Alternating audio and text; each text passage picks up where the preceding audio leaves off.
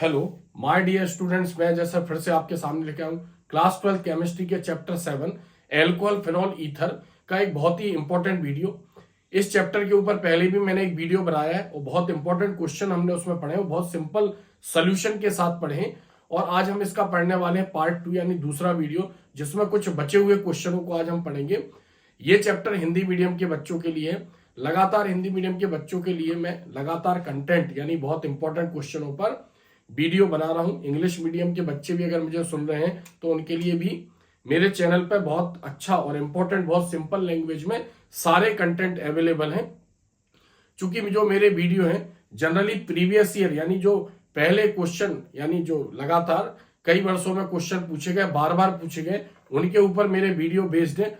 और जो मुझे लगता है कि कुछ क्वेश्चन इंपॉर्टेंट है यानी इस साल एग्जाम में आ सकते हैं, उनको भी मैं अपने वीडियो में इंक्लूड कर देता हूं।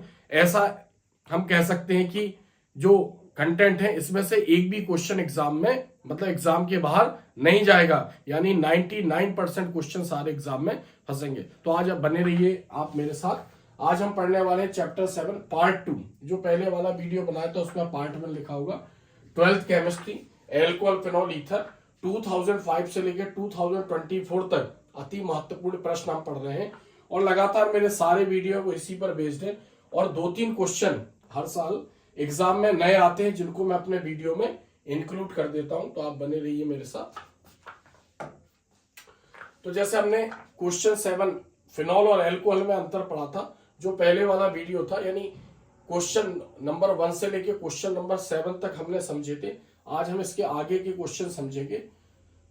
तो मैंने इस लास्ट वीडियो में भी इसका जिक्र किया था कि एल्कोहल व फिनॉल दोनों में क्वेश्चन नंबर 8 यहां पर हम देख रहे हैं, एल्कोहल और फिनॉल दोनों में OH समूह उपस्थित होता है, यानी OH समूह होता है, फिर भी फिनॉल अम्लीय प्रकृति का होता है और जो एल्कोहल है वो उदासीन प्रकृति का होता है। क्यों? अनलिमिटेड बार ये क्वेश्चन एग्जाम में पूछा गया है, अथवा देखेंगे दूसरे तरीके से भी एग्जाम में पूछा गया। फिनॉल एल्कोहल की तुलना में अधिक अम्लीय होता है, क्यों? तो इसके आंसर को हम यहाँ पर समझेंगे। तो दोनों प्रकार के क्वेश्चन है, बहुत इंपॉर्टेंट, एग्जाम में बार बार पूछे जाते। तो इसके आंसर को हम समझते हैं यहाँ पर पहले, फिर इसके कुछ स्ट्रक्चर भी बनाएंगे। तो फिनॉल में OH समूह, फिनॉल की बात कर रहे हैं क्योंकि एल्कोहल तो उदासीन है, तो फिनॉल और एल्कोहल दोनों में OH समूह है, फिर भी फिनॉल अम्लीय है और एल्कोहल उदासीन है। दूसरा क्वेश्चन हमने ये बताया कि एल्कोहल की तुलना में फिनॉल अधिक अम्लीय है, क्यों? यानी फिनॉल को टारगेट किया गया, यानी फिनॉल को हमें समझाना है। तो फिनॉल में OH समूह बेंजीन चक्र यानी बेंजीन के कार्बन से जुड़ा होता है। ऐसा इसलिए बता रहे हैं क्योंकि जो बेंजीन में जो कार्बन है, प्रत्येक कार्बन sp2 संकरित अवस्था में होता है। ऐसा हमने हेलो एल्केन और हेलो एरीन के चैप्टर में भी समझा था। तो बेंजीन में जो कार्बन है यानी 6 कार्बन से बनी एक बंध श्रृंखला है और कार्बन कार्बन आपस में एकांतर युग्म बंध द्वारा, अल्टरनेट डबल बॉन्ड द्वारा जुड़े होते हो। प्रत्येक कार्बन sp2 संकरित अवस्था में होता है। जबकि एल्कोहल में अगर हम बात करें, एल्कोहल में जब एल्केन से हाइड्रोजन रिप्लेस होकर OH जुड़ेगा, ऐसे एल्कोहल में कार्बन sp3 संकरित अवस्था में होता है, तो जुड़ा होता है। यह कार्बन OH समूह की तुलना में, यानी जो बेंजीन का कार्बन है जिससे OH जुड़ा है, वो कार्बन OH समूह की तुलना में अधिक विद्युत ऋणात्मक, यहां पर जो लिखा हुआ है ध्यान रखना, विद्युत ऋणात्मक होता है, जिससे OH बंध की ध्रुवीयता बढ़ जाती है। अभी हम इसको समझेंगे, थोड़ा सा आप इसको समझ लो। जैसे बेंजीन से यहां पर OH इस प्रकार अटैच है, हर कॉर्नर एक कार्बन को व्यक्त कर रहा है और कार्बन में अल्टरनेट डबल बॉन्ड है। चूंकि हम सर्कल लगा देते हैं, यहाँ पर अल्टरनेट डबल बॉन्ड लगाएंगे तो इसमें प्रत्येक कार्बन sp2 संकरित अवस्था में। तो हम क्या बोल रहे हैं कि इस कार्बन से जो है OH जुड़ा हुआ है, इसकी विद्युत ऋणात्मकता यानी ऋण विद्युती है ज्यादा, क्योंकि उसमें sp2 संकरण है। तो जिसके कारण ये क्या करेगा, ऑक्सीजन के इलेक्ट्रॉन को अपनी तरफ खींचेगा और इसकी ध्रुवीयता को बढ़ा देगा, यानी इसके ऊपर धनावेश आ जाएगा और इसके ऊपर ऋण आवेश आ जाएगा, यानी इसके ध्रुवीय गुण को ये बढ़ा देगा, जिससे OH बंध की ध्रुवीयता बढ़ जाती, जिसके कारण ऑक्सीजन पर इलेक्ट्रॉन घनत्व कम हो जाता है। क्यों? क्योंकि उसका इलेक्ट्रॉन का जोड़ा, अभी हम इसको समझेंगे अच्छी तरीके से, इलेक्ट्रॉन का जोड़ा कार्बन के पास और फिर अंदर एंटर होगा, यानी उसका इलेक्ट्रॉन घनत्व कम हो गया और ये ध्रुवीय प्रकृति का हो जाता है, घनत्व कम हो जाता है और फिनॉक्साइड आयन बनेगा। ऐसा होता है तो ऑक्सीजन क्या करेगा, इसका इलेक्ट्रॉन अंदर जाएगा कार्बन यानी बेंजीन रिंग के अंदर, तो अपने इलेक्ट्रॉन की भरपाई करने के लिए ऑक्सीजन H के इलेक्ट्रॉन को खींचेगा और जिसके कारण H के ऊपर धनावेश आ जाएगा, H बाहर निकल जाएगा, फिनॉक्साइड आयन यानी क्या बनेगा C6H5O। अभी हम इसको थोड़ा सा डिटेल में समझेंगे। फिनॉक्साइड आयन बनता है जो अनुनाद के कारण स्थिर हो जाता है। ऐसा कहा जाता है फिनॉल की तुलना में जो फिनॉक्साइड आयन ये ज्यादा स्थायी होता है और हाइड्रोजन आयन मुक्त हो जाता है। फिनॉल की अम्लीय प्रकृति को अनुनादी संरचनाओं के आधार पर समझा जा सकता है। फिनॉल की निम्न अनुनादी संरचनाएं होती हैं। तो हम इसको फिर समझ रहे हैं कि जो फिनॉल है उसमें OH बेंजीन के जिस कार्बन से जुड़ा है वो sp2 संकृत अवस्था में, वैसे बेंजीन का प्रत्येक कार्बन बेंजीन के sp2 संकृत अवस्था में, चूंकि एल्कोहल से कंपेयर कर रहे हैं क्योंकि एल्कोहल में OH जिस कार्बन से जुड़ा होगा वो sp3 संकृत अवस्था में होता है और sp3 संकृत कार्बन का आकार बड़ा होता है sp2 संकृत कार्बन की तुलना में, जिसको मैंने हेलो एल्केन और हेलो एरीन के भी एक क्वेश्चन में मैंने आपको समझाया था।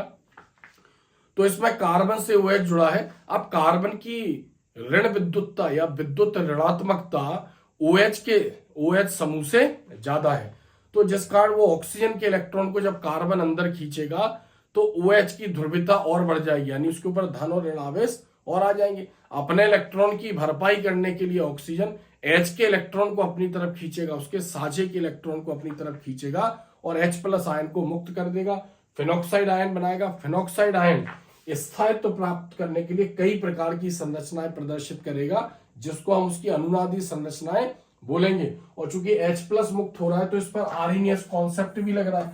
आर्हीनियस और ब्रोंस्टन लोरी उनके अनुसार ऐसे पदार्थ जो H+ आयन उत्पन्न करते हैं या H+ आयन जल में देते हैं अम्लीय प्रकृति के होते हैं। अब हम इसको थोड़ा सा अच्छी तरीके से समझते हैं। तो ये थ्योरी हमें इतनी तो इसमें लिखनी है, अब बाकी इसकी संरचनाएं मैंने तो संरचनाओं के आधार पर हम इसको समझेंगे। तो सबसे पहले क्या करते हैं, यहाँ पर जैसे फिनॉल है इसकी 5 मेन अनुनादी संरचना है, तो हम सबसे पहले इसकी अनुनादी संरचनाएं बनाना सीखते हैं, क्योंकि जब एग्जाम में ये क्वेश्चन आता है तो टीचर थ्योरी कम पढ़ेगा, स्ट्रक्चरों को ज्यादा देखेगा। अगर बच्चे ये स्ट्रक्चर बना पाते हैं तो इसका मतलब टीचर समझ जाता है कि उसने थ्योरी वगैरह सही लिखी होगी। तो थ्योरी से ज्यादा जिनमें समीकरण है, स्ट्रक्चर है, तो डायरेक्ट अगर समीकरण सही है तो टीचर समझ जाता है कि हाँ बच्चे ने सही लिखा है। तो ये फिनॉल हमने 5 बना लिए। अब यहाँ पर हम देखते हैं, यहाँ पर ऑक्सीजन और ऑक्सीजन से यहाँ पर H अटैच है यानी फिनॉल। अल्टरनेट डबल बॉन्ड है, तो आपको क्या ध्यान रखना है कि पहली संरचना में डबल बॉन्ड आपको इस प्रकार बनाना है, ठीक है, यानी पहले और दूसरे और तीसरे और ये 1 2 3 4 तीसरे और चौथे, उसके बाद पांचवे और ये चौथे और पांचवे के बीच में बनाना है। इसके जस्ट विपरीत आपको यहाँ पर अल्टरनेट डबल बॉन्ड लगाना है इस टाइप से, और यहाँ पर हमने क्या जोड़ दिया OH यानी फिनोलिक समूह, यहाँ पर वो OH समूह यहाँ पर जोड़ दिया। अब जो दूसरी संरचना बनेगी, एक्चुअली हम संरचनाएं बनाना सीख रहे हैं, तो यहाँ पर डबल बॉन्ड बनाना है और यहाँ पर डबल बॉन्ड बनाना है। इसमें विपरीत हो जाएगा, यानी डबल बॉन्ड यहाँ पर बनेगा और यहाँ पर बनेगा। इन दोनों संरचनाओं के आधार पर, जैसे इसमें डबल बॉन्ड यहाँ था तो बीच वाले में यहाँ बनाना है, और इसमें डबल बॉन्ड यहाँ था तो इसमें यहाँ बनाना है। पहली संरचना के जस्ट विपरीत 5वें नंबर की संरचना, दूसरी संरचना के जस्ट विपरीत 4थे नंबर की संरचना, और दूसरे और चौथे नंबर को मिलाकर हमें यानी जो तीसरे नंबर की संरचना है वो बतानी हो। यहाँ पर हम इससे ऑक्सीजन जोड़ दे रहे हैं, यहाँ पर ऑक्सीजन, और यहाँ पर भी हमने इससे ऑक्सीजन अटैच कर दिया, और यहाँ पर भी इससे ऑक्सीजन अटैच कर दिया। यहाँ पर H भी यहाँ पर हम अटैच कर सकते हैं। तो यहाँ पर हमें यह समझना है कि जैसे ऑक्सीजन का परमाणु क्रमांक 8 है, इलेक्ट्रॉनिक विन्यास कितना है 2-6। अगर हम इसका यहाँ पर इलेक्ट्रॉनिक विन्यास लिखें तो 1s2 2s2 और 2p4, ये इसकी आखिरी कक्षा है ऑक्सीजन की। अब इसके s ऑर्बिटल में 2 इलेक्ट्रॉन है ऑक्सीजन के, और जो p उपकोष है या p ऑर्बिटल है उसमें 4 इलेक्ट्रॉन है, 1 2 3 और 4। तो यहाँ पर हम देख रहे हैं कि जो ऑक्सीजन है उसने क्या किया था कि यहाँ पर हम इसकी संरचना को समझते हैं फिनॉल की। ऑक्सीजन ने क्या किया था कि जो ये कार्बन है इसके एक इलेक्ट्रॉन से उसने क्या किया था, अपने अयुग्मित इलेक्ट्रॉन इसका साझा किया होगा, तो यहां से इसको इलेक्ट्रॉन मिल गया, और दूसरा उसने अपने इलेक्ट्रॉन का यूज करके H के साथ साझा किया था, तो यानी उसने ये इलेक्ट्रॉन यूज किया था। तो इन दोनों इलेक्ट्रॉनों के माध्यम से उसने अपना अष्टक पूरा कर लिया। अभी भी ऑक्सीजन के पास 2 इलेक्ट्रॉन के जोड़े बाकी हैं, तो इस रूप में हमने इसके दिखाया है 1 2 3 4 5 6 7 और 8, इसका अष्टक पूरा है। तो यही इलेक्ट्रॉन के जोड़े हम यहां पर दिखा रहे हैं, इसके पास 2 इलेक्ट्रॉन के जोड़े हैं। तो इससे हमें यह पता चला कि जब ऑक्सीजन ने उधर H से और इधर कार्बन से इलेक्ट्रॉन का साझा किया, तो साझा करने के बाद अष्टक पूरा करने के बाद भी इसके पास 2 इलेक्ट्रॉन के जोड़े बाकी थे। तो यहां पर ऑक्सीजन की ऋण विद्युतता कार्बन से ज्यादा होती है, तो जब कार्बन से इलेक्ट्रॉन खींचने की कोशिश करेगा तो इसमें हर कार्बन sp2 संकरित अवस्था में होता है, क्योंकि कार्बन में डबल बॉन्ड है, सिंगल बॉन्ड है, तो डबल बॉन्ड में sp2 होता है। तो ये कार्बन क्या करेगा, जो इसके इलेक्ट्रॉन है इसको अपनी तरफ खींचेगा, और ये कार्बन क्योंकि उसका अष्टक डिस्टर्ब होगा, ऑक्टेट उसका डिस्टर्ब होगा, इसलिए वो इसके इलेक्ट्रॉन को आगे भेज देगा ऑक्सीजन के 2 इलेक्ट्रॉन को। अब चूंकि इसमें 3 डबल बॉन्ड थे, यानी अंदर उसके 2 इलेक्ट्रॉन रह नहीं सकते, इसलिए एक डबल बॉन्ड इसका ब्रेक हो जाएगा, यानी इसका एक इलेक्ट्रॉन यहां पर हम दिखाएंगे, और जो एक इलेक्ट्रॉन है इसका, चूंकि डबल बॉन्ड टूटा तो कार्बन का भी इलेक्ट्रॉन फ्री हुआ, और ऑक्सीजन का एक इलेक्ट्रॉन अंदर है, यानी ऑक्सीजन के एक इलेक्ट्रॉन ने कार्बन का जो डबल बॉन्ड टूटा उसके साथ इसने क्या बना लिया, ऑक्सीजन ने अस्थायी रूप से डबल बॉन्ड बना लिया। चूंकि ऑक्सीजन का इलेक्ट्रॉन अंदर चला गया, इसलिए इसके ऊपर क्या आ गया, धन आवेश आ गया, यानी पॉजिटिव चार्ज आ गया, और अभी इसका केवल एक इलेक्ट्रॉन का जोड़ा बाकी है। अब ये कार्बन क्या करेगा, इस इलेक्ट्रॉन को इस कार्बन पर भेजेगा और फिर इस कार्बन पर भेजेगा, शिफ्ट करेगा, तो यहां पर नेगेटिव चार्ज आ जाएगा, नेगेटिव चार्ज आ जाएगा यहां पर, फिर इसके बॉन्ड शिफ्ट होते हैं, पहले ऐसे थे फिर इसके डबल बॉन्ड इस प्रकार से हो जाएंगे। तो यहां पर भी क्या होगा कि इसके बीच में यहां पर हम डबल बॉन्ड दिखाएंगे, क्योंकि इसका इलेक्ट्रॉन जब तक अंदर घूमेगा तब तक इसके डबल बॉन्ड डिस्टर्ब रहेंगे। ये कार्बन इस इलेक्ट्रॉन को यहां पर भेजेगा इस कार्बन के पास, और फिर इस कार्बन के पास भेज देगा, यानी अब ये इलेक्ट्रॉन यहां पर आ गया। तो अभी भी उसका इलेक्ट्रॉन अंदर घूम रहा है, इसलिए अंदर डबल मतलब 2 अल्टरनेट बॉन्ड है इसमें, डबल बॉन्ड, और इसके बीच में भी अभी डबल बॉन्ड है।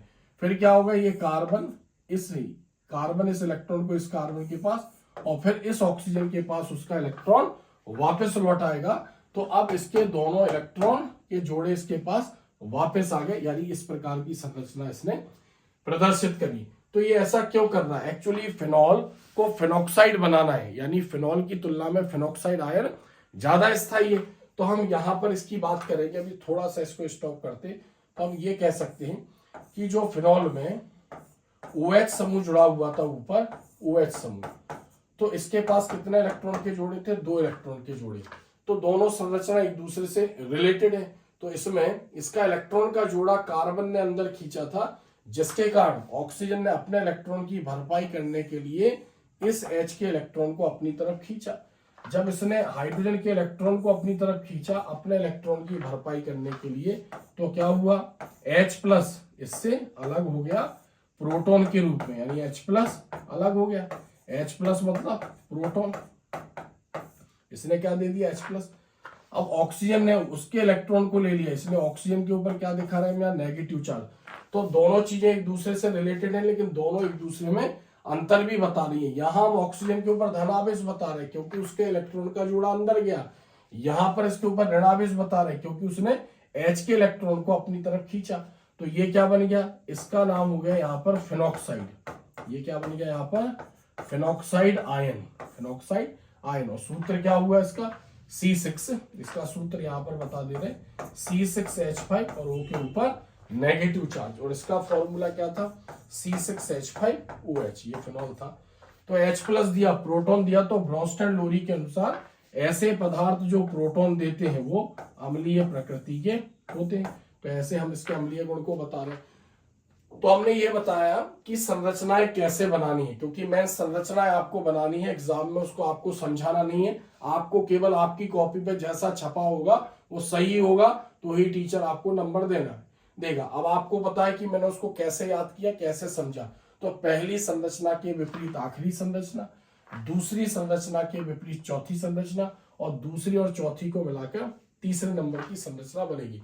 इलेक्ट्रॉन की शिफ्टिंग दिखाई मैंने, चूंकि ये संरचना एक दूसरे में परिवर्तित होती है इसलिए हम इसको डबल हेडेड यानी दो सिरों वाले तीर से इसको प्रदर्शित करेंगे।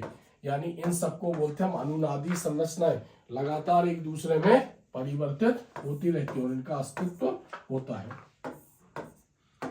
तो ऐसे आपको इसमें ध्यान रखना। तो इसमें जो हम क्या बता रहे हैं कि ऑक्सीजन के ऊपर पॉजिटिव चार्ज, यहां पर भी इसका एक इलेक्ट्रॉन का जोड़ा बताना है पॉजिटिव चार्ज, यहां पर भी एक इलेक्ट्रॉन का जोड़ा बताना है और पॉजिटिव चार्ज। यानी जब उसका इलेक्ट्रॉन का जोड़ा उसके ऊपर वापस आ जाएगा तो इस प्रकार की संरचना भी बनेगी। इनको बोलते हैं हम इसकी अनुनादी संरचनाएं। तो फिनॉल अनुनादी संरचनाओं के कारण यानी फिनॉक्साइड आयन में कन्वर्ट होता है, परिवर्तित होता है, उस समय वो H+ आयन देता है, इसलिए वो उसकी अम्लीय प्रकृति को प्रदर्शित कर रहा है। तो मैं फिर बता दूं ये संरचनाएं आपको बनाते आना चाहिए। अब हम इसका पॉइंट यहां पर देखते हैं, जो हमने पॉइंट यहां पर नोट किया। फिनॉल को जब जल में मिलाया जाता है तो यह फिनॉक्साइड आयन मतलब C6H5 और O के ऊपर नेगेटिव चार्ज, फिनॉक्साइड आयन और H+ आयन, अब इससे H निकल गया, H+ आयन में आयनीकृत हो जाता है यानी अपघटित हो जाता है।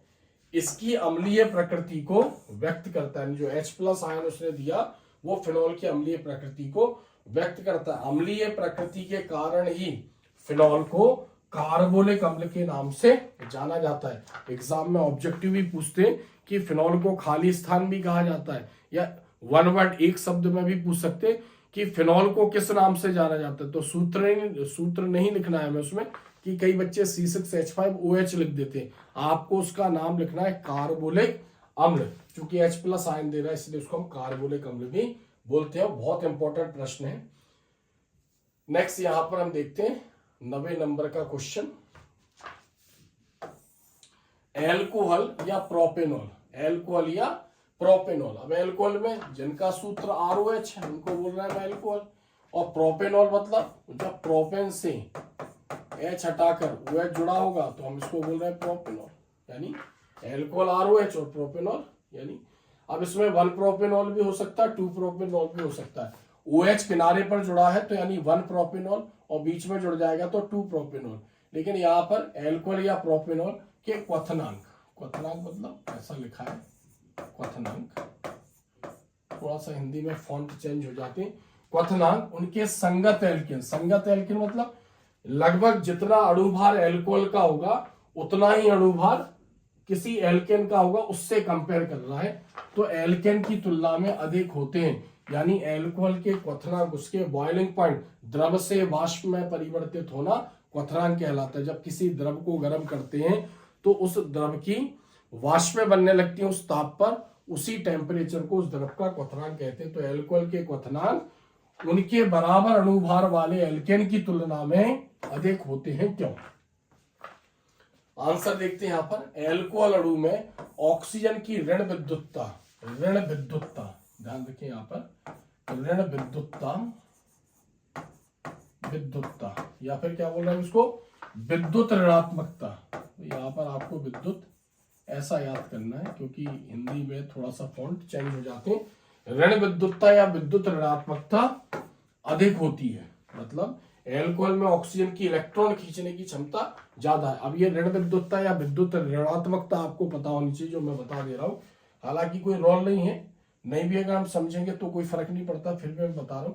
अगर मान लो दो परमाणु आपस में एक इलेक्ट्रॉन का साझा करते हैं, इसने इसका इलेक्ट्रॉन लिया और इसने इसका इलेक्ट्रॉन लिया, तो ये इलेक्ट्रॉन का जोड़ा दोनों परमाणुओं के बीच में रहना चाहिए। इसको बोलते हैं हम साझे का इलेक्ट्रॉन युग्म। अब मान लो इसमें से Y ज्यादा पावरफुल है X की तुलना में, तो Y क्या करेगा, इन दोनों इलेक्ट्रॉनों को थोड़ा सा अपनी ओर खींच लेगा। तो इन दोनों के बीच में बॉन्ड तो सिंगल बताएंगे, लेकिन Y पावरफुल है तो उसने थोड़ा सा खींच लिया, यानी उसके ऊपर थोड़ा सा ऋण आवेश, जो डेल्टा है इसका मतलब होता है डेल्टा, थोड़ा सा ऋण आवेश और थोड़ा सा धन आवेश। अब यहाँ पर जो Y है ये कहलाएगा ऋण विद्युतीय परमाणु, और इस घटना को बोलेंगे हम ऋण विद्युतता या विद्युत ऋणात्मकता। तो एल्कोहल में ऑक्सीजन की ऋण विद्युतता यानी साझे के इलेक्ट्रॉन को खींचने की क्षमता ज्यादा है, जिस कारण इनके अणु मतलब एल्कोहल के अणु अंतर आणविक हाइड्रोजन बंध द्वारा, अंतर आणविक हाइड्रोजन बंध यानी दो अणुओं के बीच जब हाइड्रोजन बंध स्थापित होता है तो उसको बोलते हैं हम अंतर आणविक, और एक ही अणु के बीच में होता है तो उसको बोलते हैं अंतरा आणविक या अंतः आणविक। तो दो अणुओं के बीच में हाइड्रोजन बंध द्वारा संगुणित हो जाएंगे एल्कोहल के अणु। इस बंध को तोड़ने के लिए अधिक ऊर्जा की आवश्यकता होती है, जबकि एल्केन में केवल दुर्बल वॉन्डर वाल्स बल होते हैं, इसलिए एल्कोहल या प्रोपेनॉल के क्वथनांक उनके संगत एल्केन की तुलना में अधिक होते हैं।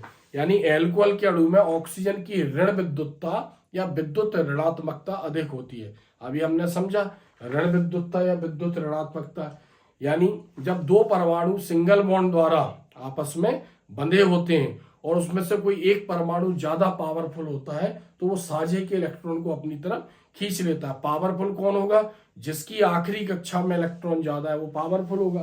तो जो इलेक्ट्रॉन का जोड़ा खींच लेगा अपनी तरफ, उसके ऊपर थोड़ा सा ऋण आवेश और सामने वाले के ऊपर थोड़ा सा धन आवेश, तो यहाँ जो Y है वो कहलाएगा ऋण विद्युतीय परमाणु, और ये घटना कहलाती है ऋण विद्युतता। तो एल्कोहल के अणु हाइड्रोजन बंध द्वारा आपस में संगुणित इकट्ठे हो जाते और उस बंध को तोड़ने के लिए अधिक ऊर्जा की आवश्यकता होती है, इसलिए एल्कोहल के क्वथनांक एल्केन की तुलना में अधिक होते हैं। एल्केन में दुर्बल वांडर वाल्स बल होता है, जिसके कारण इनके अणु जल्दी वाष्पित हो जाते हैं, बगैर गर्म किए ही ये वाष्पित हो जाएंगे। अब हम इसकी संरचना देखते हैं कि कैसे ये हाइड्रोजन बंधों द्वारा आपस में बंधेगी। तो एल्कोहल का फॉर्मूला होता है ROH, तो जनरली हमने यहां पर लिखा R और O और यहां पर लिखा हमने H, ROH।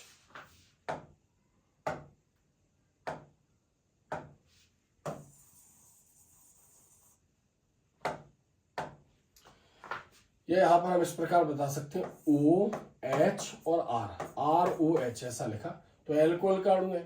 दूसरे एल्कोहल के अणु को भी हमने ऐसा बताया ROH,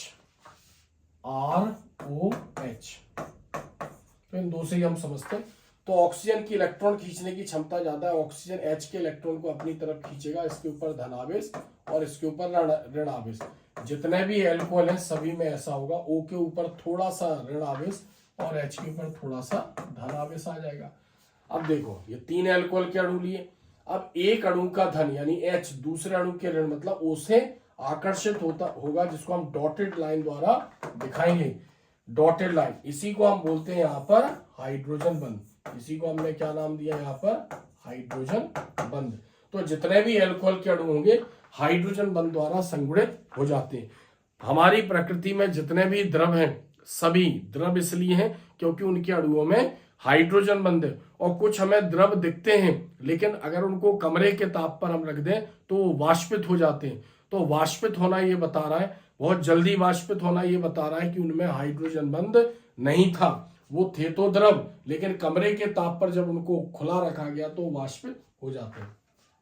एग्जाम में क्वेश्चन आएगा तो ये सब लिख के हमें ये भी संरचना बतानी है, ऐसे ही इसमें हाइड्रोजन बंध आपको बताना है। तो एल्कोहल के अणु हाइड्रोजन बंध द्वारा संगुणित हो जाते हैं, इस बंध को तोड़ेंगे यानी इस बंध को तोड़ने के लिए हम ताप देंगे, फिर इसके अणु स्वतंत्र हो जाते हैं और फिर वाष्पित होने लगते हैं, इसी रूप में ये वाष्पित होने लगेंगे। नेक्स्ट क्वेश्चन 10वां, शुद्ध फिनॉल। शुद्ध फिनॉल, एक फिनॉल का ये देखा जाए तो रासायनिक गुण भी है जो 4 नंबर में एग्जाम में कई बार पूछा गया। शुद्ध फिनॉल रंगहीन, रंगीन मतलब कलरलेस, जैसे हम ये कह सकते हैं फिटकरी रंगहीन है, रंगीन होता है, किंतु इसे वायु में खुला रखने पर, जब इसको वायु में खुला रखेंगे तो फिनॉल गुलाबी रंग का हो जाता है, यानी शुद्ध फिनॉल जो है वो गुलाबी रंग का हो जाएगा। क्यों? रासायनिक समीकरण सहित इसको समझाइए। तो ये फिनॉल का एक रासायनिक गुण भी है, एग्जाम में कैसे पूछेंगे वो भी हमने बताया कि फिनॉल से फिनोक्यूनोन, फिनॉल से फिनोक्यूनोन, फिनॉल से फिनोक्यूनोन कैसे प्राप्त करेंगे? तो फिनॉल यहां पर अभिकारक है और फिनोक्यूनोन यहां पर उत्पाद है। अथवा इस प्रकार भी पूछ सकते हैं कि फिनॉल की वायु या ऑक्सीजन के साथ क्रिया होगी तो रासायनिक समीकरण लिखिए। तो फिनॉल वायु या ऑक्सीजन से जब क्रिया करेगा तो फिनोक्यूनोन ही बनाता है। तो ये दो प्रकार से पूछते हैं, कैसे प्राप्त करेंगे और क्या होता है जब। तो मैंने इसलिए ही बताया कि ये क्वेश्चन जब 1 नंबर में आएगा तो इस टाइप से देंगे, लेकिन 4 नंबर में आएगा तो पूरा हमें इसको बताना है, थ्योरी भी बतानी है, उसकी रिएक्शन भी बतानी है। तो शुद्ध फिनॉल रंगहीन होता है, किंतु जब इसे वायु में खुला रखते हैं, वायु में खुला रखते हैं तो यह वायु की ऑक्सीजन, यानी वायु में ऑक्सीजन है, यानी ऑक्सीजन से ऑक्सीकृत हो जाएगा, यानी ऑक्सीजन से धीरे धीरे वो क्रिया करने लगेगा, यानी ऑक्सीकृत होकर धीरे धीरे गुलाबी रंग का हो जाता है। क्योंकि फिनॉल मतलब फिनॉल ऑक्सीजन से क्रिया कर पहले क्यूनोन बनाता है। क्या बनाता है? क्यूनोन। फिनॉल ऑक्सीजन से क्रिया कर पहले क्यूनोन बनाता है और फिर फिनोक्यूनोन बनाता है। ऐसा लिखना है, ध्यान रखना आपको। फिनोक्यूनोन बनाता है और फिनोक्यूनोन गुलाबी रंग का होता है, इसलिए फिनॉल को वायु में खुला रखते हैं तो फिनॉल गुलाबी रंग का हो जाता है। तो हम क्या बोल रहे हैं? शुद्ध फिनॉल रंगहीन होता है। जब उसे वायु में खुला रखते हैं तो वायु की ऑक्सीजन से ऑक्सीकृत होकर गुलाबी रंग का हो जाता है, क्योंकि ऑक्सीजन से क्रिया कर फिनॉल पहले क्यूनोन बनाएगा, एक यौगिक है, और फिर वो क्यूनोन फिर फिनॉल से क्रिया करेगा और फिर बनता है फिनोक्यूनोन, और फिनोक्यूनोन का रंग गुलाबी होता है, इसलिए शुद्ध फिनॉल कुछ समय बाद वायु में रखने पर गुलाबी रंग का हो जाता है। अब हम इसकी क्रियाओं को समझते हैं। यहाँ पर इसकी क्रियाएं, तो जैसे फिनॉल है, फिनॉल क्या है? जब बेंजीन रिंग के ऊपर OH अटैच होगा तो हम इसको फिनॉल बोलेंगे। इसमें अल्टरनेट डबल बॉन्ड यानी एकांतर युग्मबंध है। तो जब ये वायु के संपर्क में आएगा यानी ऑक्सीजन से क्रिया करेगा, तो इसको ध्यान से समझना आप। अगर हम इस कार्बन को छोड़ दें तो हर कार्बन से H अटैच है यहाँ पर, तो हमने इस H को बाहर निकाल के दिखाया, इस H को हमने बाहर बताया। मतलब फिनॉल का सूत्र क्या होता है? C6H5OH। अब C6H5OH है, मतलब OH जिस कार्बन से जुड़ा है उस कार्बन को छोड़कर बाकी सभी कार्बन से हाइड्रोजन अटैच है। तो जब ये इससे क्रिया करेगा तो ध्यान से सुनना, यहां से OH निकलेगा और यहां से H निकलेगा, यानी क्या निकल जाएगा बाहर? H2 निकल जाएगा। फिर इसका एक इलेक्ट्रॉन फ्री हो गया, OH निकला, और इसका H निकला तो एक इलेक्ट्रॉन फ्री हो गया। तो हम क्या बोलेंगे? यहां पर ऑक्सीजन को 2 इलेक्ट्रॉन चाहिए, लेकिन अभी वो एक इलेक्ट्रॉन का साझा करके कार्बन से यहां पर जुड़ गया और दूसरा ऑक्सीजन यहां पर जुड़ गया। अब ऑक्सीजन को एक और इलेक्ट्रॉन चाहिए, तो ये बॉन्ड एक ब्रेक हो जाएगा, ये बॉन्ड यहां से टूट जाएगा और ये बॉन्ड यहां से टूट जाएगा। अब इन दोनों कार्बन के बीच में डबल बॉन्ड यहां पर बन जाएगा,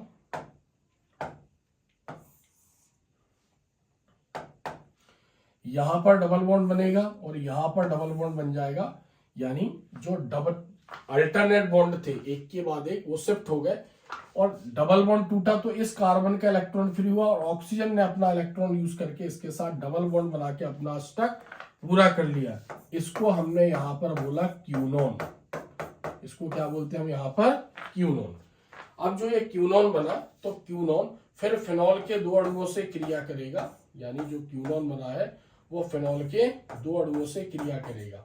इसके आगे 2 लगा देंगे और क्यूनोन का फॉर्मूला यहां पर हम लिख दे रहे हैं, डबल बॉन्ड O। ध्यान रखना, इसके बॉन्डिंग अगर भूल गए तो फिर टीचर नंबर नहीं देगा, ऐसे लिखना है आपको। तो बीच में क्या लिखेंगे? बीच में यहां पर बना देंगे क्यूनोन, डबल बॉन्ड है, यहां डबल बॉन्ड द्वारा ऑक्सीजन और यहां पर डबल बॉन्ड द्वारा ऑक्सीजन। फिनॉल के कितने अणु हैं? 2 अणु हैं, तो एक फिनॉल के अणु को आपको इधर बनाना है यहां पर, और इससे OH अटैच हो जाएगा और एक फिनॉल का अणु आपको यहां पर बनाना है, सर्कल बना दिया। तो जो क्यूनोन होता है वो इसके साथ अटैच हो जाएगा, यानी फिनॉल के 2 अणुओं के साथ अटैच हो जाएगा। इस पूरी संरचना को हम बोलेंगे फिनोक्यूनोन। फिनोक्यूनोन क्या क्या बोलेंगे अब इसको, फिनोक्यूनोन। और इसका रंग क्या होता है, इसका रंग होता है गुलाबी, इसलिए फिनॉल कुछ समय बाद हमें गुलाबी रंग का दिखेगा। और जो यहाँ पर शुद्ध फिनॉल था ये कैसा था, रंगीन था। तो शुद्ध फिनॉल रंगीन होता है, क्योंकि फिनॉल को वायु में खुला रखते हैं तो पहले ये ऑक्सीजन से क्रिया कर क्यूनोन बनाएगा, फिर पुनः फिनॉल से क्रिया करके फिनोक्यूनोन बनाता है, और फिनोक्यूनोन का रंग गुलाबी होता है। तो जब एग्जाम में पूछते हैं 4 नंबर में आता है, तो जो ऊपर हमने थ्योरी बताई वो लिखनी है, और जो ये 2 रिएक्शन आपको बताई गई हैं ये रिएक्शन आपको लिखनी है। तो आपको समझाने के लिए बताया, तो एक काटा पीटी नहीं करनी है आपको, फ्रेश ये रिएक्शन और फिर ये बतानी है। नेक्स्ट अगला क्वेश्चन यहां पर देखते हैं 11वें नंबर का। एथिल अल्कोहल व die ethyl ether. Ethyl alcohol का सूत्र क्या होता है, C2H5OH, और die ethyl ether C2H5OC2H5। Ethyl alcohol die ethyl ether में कैसे अंतर स्पष्ट करेंगे, या फिर ऐसे पूछ सकते हैं अथवा करके कि अल्कोहल व ईथर में कैसे अंतर स्पष्ट करेंगे। तो ये एथिल अल्कोहल और ये डाई एथिल ईथर है, तो इसमें कैसे अंतर स्पष्ट करेंगे, एथिल अल्कोहल और डाई एथिल ईथर। अगर ऐसे पूछेगा अल्कोहल और ईथर में कैसे अंतर स्पष्ट करेंगे, तो भी हमें इसका आंसर यही बताना है। तो थोड़ा सा मैं बता दूं इसके बारे में। वैसे अल्कोहल और ईथर एक दूसरे के क्रियात्मक समावयवी हैं। क्रियात्मक समावयवी, अब समावयवता क्या होती है, ऐसे यौगिक जिनके अणुसूत्र एक समान होते हैं और संरचना सूत्र भिन्न भिन्न होते हैं, एक दूसरे के समावयवी कहलाते तथा यह घटना समावयवता कहलाती है। वैसे एक दूसरे के समावयवी है। अगर जैसे मान लो यहाँ पर हमने एक फॉर्मूला लिखा C2H5 और OH, C2H5OH, और यहाँ पर ईथर में हमने लिया CH3O CH3। अब अगर हम इनके परमाणुओं को टोटल करें तो इसमें कार्बन 2 हैं और H यहाँ पर 5 और 1 6 हैं और 1 ऑक्सीजन है। तो इसका सूत्र क्या है, C2H6O।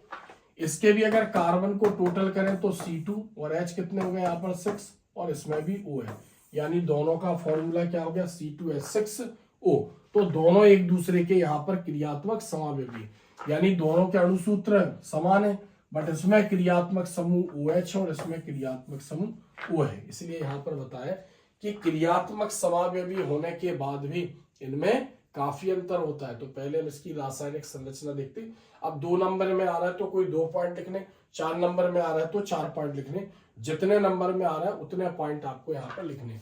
तो पहला पॉइंट है रासायनिक संरचना। एल्कोहल का रासायनिक सूत्र ROH होता है, जिसमें OH क्रियात्मक समूह है, जबकि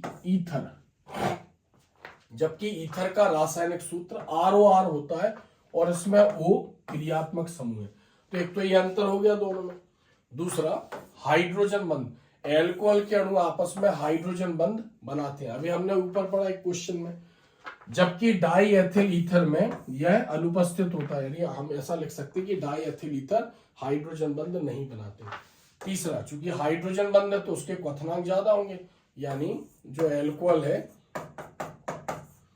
उसमें हाइड्रोजन बंध के कारण एल्कोहल के जो क्वथनांक हैं वो अधिक होते हैं, जबकि डाई एथिल ईथर के क्वथनांक कम होते हैं और यह अधिक वाष्पशील होता है।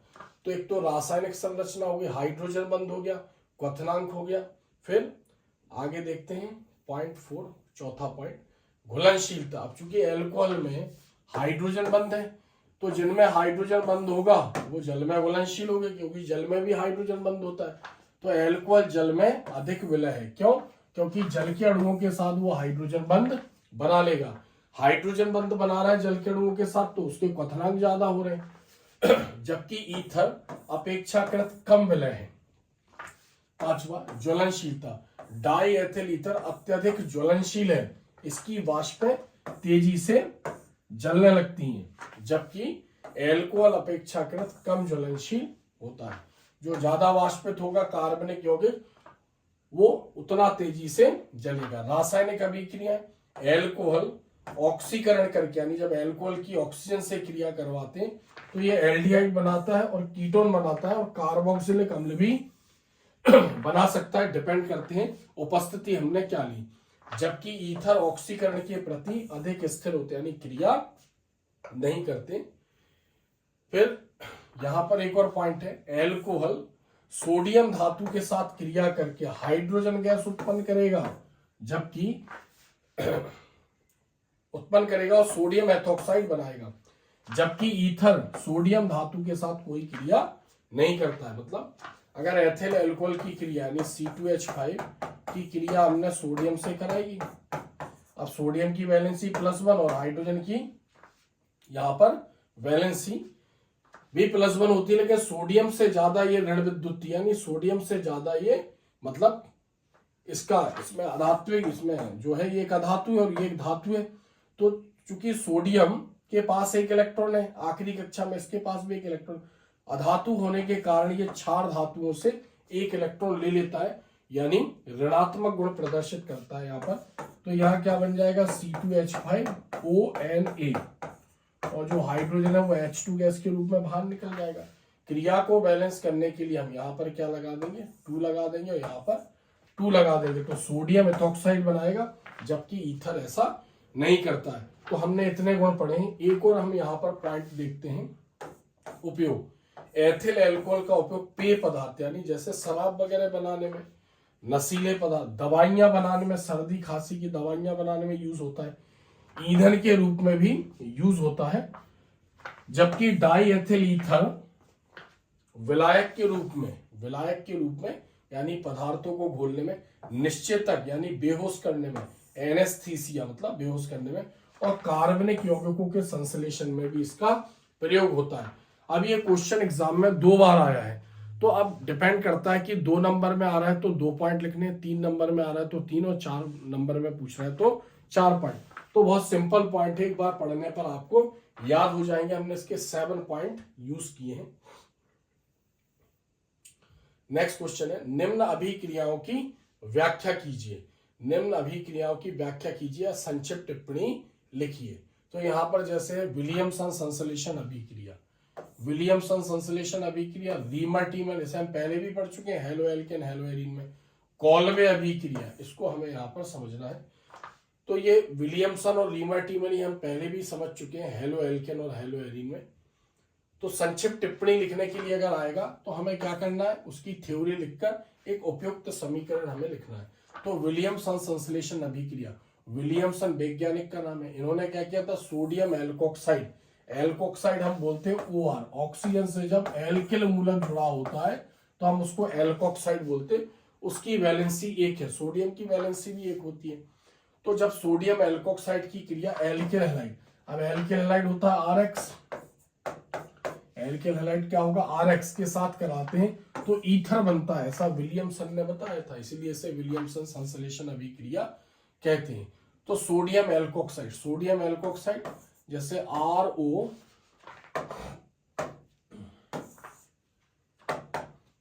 यहां पर लिखते हैं RONA, ये हो गया सोडियम एल्कोक्साइड। किसके साथ क्रिया करवानी, एल्किल हैलाइड RX, हमने RX को ऐसा लिख दिया, तो यहां से Na किसके साथ निकल जाएगा, X के साथ, क्योंकि X की वैलेंसी -1 और सोडियम की +1। तो क्या बाहर निकाल दिया हमने, NaX बाहर कर दिया, और जो बचा है वो क्या बचा, ROR।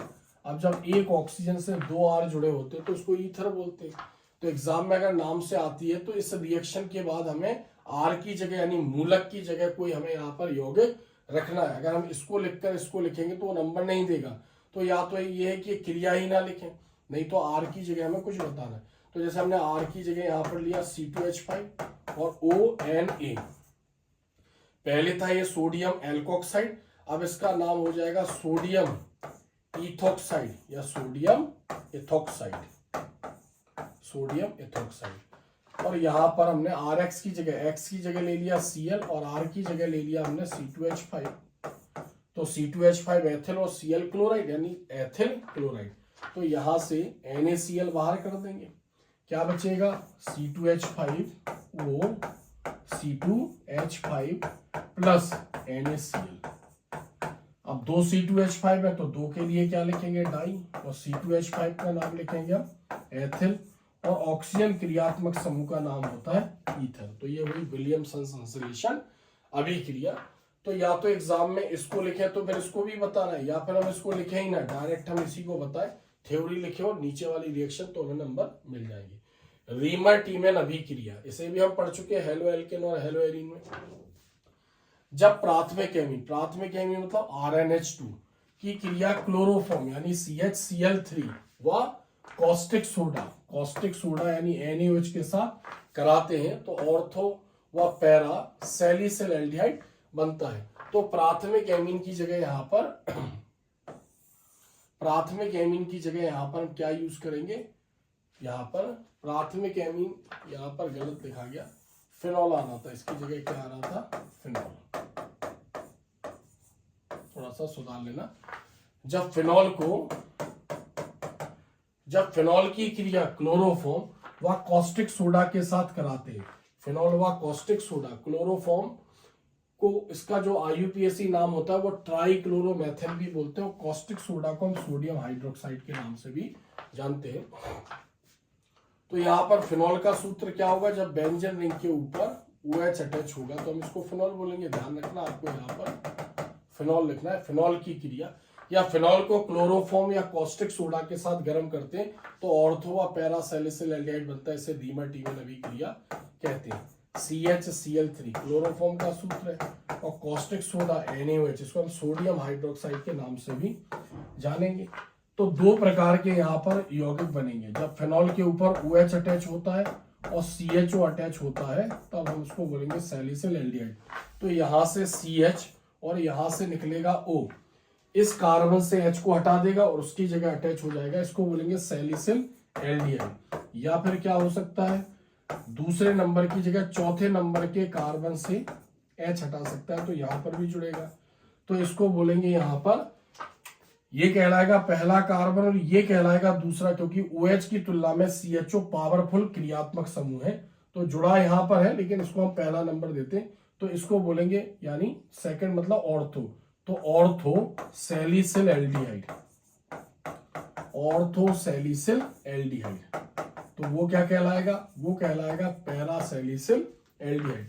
या फिर हम ये भी कह सकते हैं कि बेंजीन के साथ CHO को हम बोलते हैं बेंजल्डिहाइड, जब बेंजीन से CHO जुड़ा होता है तो बेंजल्डिहाइड, और इसकी पोजीशन हम बता देंगे, तो 1,2 यानी 2 हाइड्रोक्साइड या ऑर्थो हाइड्रोक्सी बेंजल्डिहाइड, और पैरा हाइड्रोक्सी इसको बोलेंगे बेंजल्डिहाइड, उसको बोलेंगे पैरा हाइड्रोक्सी, यानी फर्स्ट सेकंड थर्ड और फोर्थ कार्बन पैरा। मैंने आपको बताया था कि जो पहला और चौथा कार्बन होता है, पहला और चौथा कार्बन उसको बोलते हैं पैरा, और दूसरा और छठवां कार्बन जो होता है उसको बोलते हैं ऑर्थो, और तीसरा और पांचवा कार्बन होता है उसको हम मेटा बोलते हैं, इसको ध्यान रखना। तो रीमर टीमेन अभिक्रिया हमने यहाँ पर समझी, क्रिया को बैलेंस करना है। तो यहाँ पर क्लोरीन जो है वो सोडियम के साथ निकलेगा, तो यही निकाल दे रहे हैं यहाँ माइनस करके, उधर प्लस करके भी लिख सकते हो। तो क्या लिखेंगे NaCl। अब यहाँ पर Cl3 है इसलिए हमें यहाँ पर 3 लगाना है, 3 लगाएंगे इसके आगे तो इसके आगे भी 3 लगाना है, तो O भी 3 हो गए और H भी यहाँ पर 3 हो गए, तो 3 O में से एक ऑक्सीजन तो यहाँ निकल गया, 2 ऑक्सीजन, और यहाँ पर जहां पर वो अटैच हुआ वहां से उसने H हटाया, तो 3H और एक वो 4H, यानी क्या बचेगा यहाँ पर 2H2O, ये यहाँ पर बाहर निकल जाएगा, क्योंकि हमें संतुलित समीकरण लिखना आवश्यक है, नहीं तो नंबर हमें कट जाते हैं हमारे। नेक्स्ट कॉल्वे या कॉल्वे श्मिट अभिक्रिया, कॉल्वे या कॉल्वे श्मिट अभिक्रिया या अथवा फिनॉल या सोडियम फिनॉक्साइड से सैलिसिलिक अम्ल कैसे प्राप्त करेंगे। तो जब ये इस रूप में पूछेगा तो 1 नंबर में आएगी, और इस टाइप से पूछेगा नेम रिएक्शन तो फिर संक्षिप्त टिप्पणी लिखो, 2 नंबर में आती है। तो फिनॉल की क्रिया NaOH से कराते हैं तो क्या बनता है सोडियम फिनॉक्साइड, तो यहां पर देख लेते हैं। तो जब फिनॉल की क्रिया किससे कराएंगे NaOH से, NaOH, तो क्या बनेगा सोडियम फिनॉक्साइड, तो यहां से क्या निकलेगा H और यहां से निकल जाएगा H2O बाहर हो जाएगा। तो जब बेंजीन के ऊपर ऑक्सीजन के साथ यानी जो उससे H हटा यानी इसके ऊपर ONa अटैच होगा तो इसको बोलेंगे हम सोडियम फिनॉक्साइड। तो फिनॉल की क्रिया NaOH से कराते हैं तो पहले क्या बनेगा सोडियम फिनॉक्साइड, जो फिनॉल की तुलना में अधिक क्रियाशील होता है, ये फिनॉल की तुलना में अधिक क्रियाशील है। अब जो सोडियम फिनॉक्साइड है CO2 के साथ क्रिया करेगा इतने ताप और इतने दाब पर, तो क्या बनेगा, सोडियम सैलिसिलेट बनेगा, जिसका अम्लीय जल अपघटन कराएंगे तो सैलिसिलिक अम्ल प्राप्त होगा। तो अब हम इसको देखते हैं। तो यहां पर हमने क्या लिया, अब हमने यहां पर लिया सोडियम फिनॉक्साइड।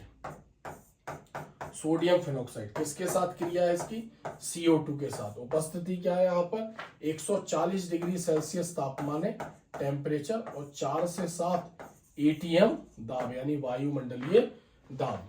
तो क्या बनेगा, सोडियम सैलिसिलेट। तो यहाँ पर हमने CO2 को ऐसा लिख सकते हैं C, उससे जो H निकलेगा, क्योंकि CO2 यानी ये C मतलब CO2 यहाँ अटैच हुआ तो उसने H निकाला होगा, ये H इस Na से इस Na को हटाएगा, यानी उसकी जगह जुड़ जाएगा H, और यहाँ पर क्या आ जाएगा Na, इसको बोलेंगे हम सोडियम सैलिसिलेट। CO2 जहां अटैच हुआ वहां से H निकला, H यहाँ पर अटैच हुआ, सोडियम यहाँ पर शिफ्ट हो गया, यानी इसको बोलेंगे सोडियम सैलिसिलेट। अब इसका क्या करवाएंगे, जल अपघटन, अम्लीय जल अपघटन, यानी जल से क्रिया करवाएंगे। यहाँ पर NaOH से भी क्रिया करवा सकते हैं, लेकिन NaOH लेंगे तो सोडियम सैलिसिलेट बनेगा, और HOH लेंगे यानी जल अपघटन करवाएंगे तो सैलिसिलिक अम्ल यहाँ पर बनेगा।